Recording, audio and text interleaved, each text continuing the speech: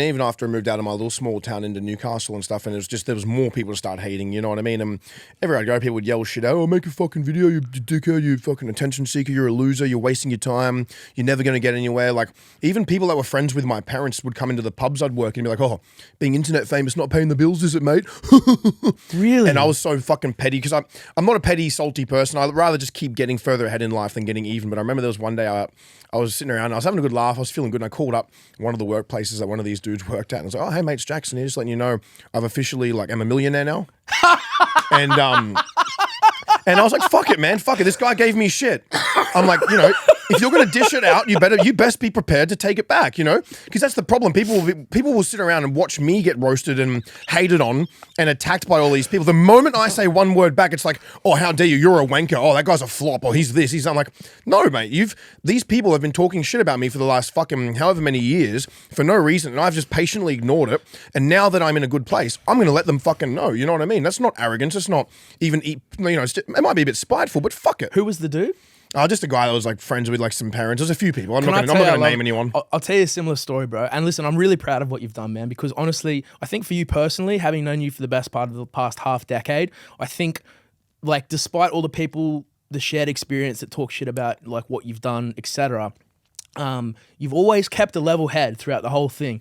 And I've definitely had my moments where I've had a few meltdowns, but you know, you get that on the big jobs. I just mean in general, bro. Like, it's like some people. I've never stopped the way that I treat people. I've always kept consistent with the way that I will treat people. Yes. I'm as real as it gets. I'm like, you might get a fucking manic meltdown, Jackson freaking out one day, but I'm still good to people. Or you might get the best of me, and I'm an open book. I'm happy to be vulnerable. I'm happy to be honest. I've got nothing to hide. I'm just here. That's the unfiltered best, as fuck. I did a similar thing. I remember when I was at this investment bank, and everyone there was like either came from money, silver spoon, super ultra rich, really well connected, like private school kids, right? Yeah, of course. And we were homeless, and I went to a public school, so like I didn't have any money. I don't even know how I got into the bank.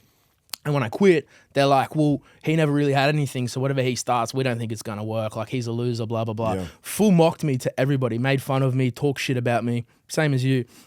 And then the first business failed, and they were like laughing about it, saying, aha, it didn't work, blah, blah, blah. Second business, nothing happened for like a year. And then our biggest day we ever had, we made 2.4 million in one day. There you go. And then like I strategically made sure that they found out about it. Yep. And then I started getting messages like, hey man, like, what's happening? I'm like, oh, all of a sudden now I'm no longer a loser.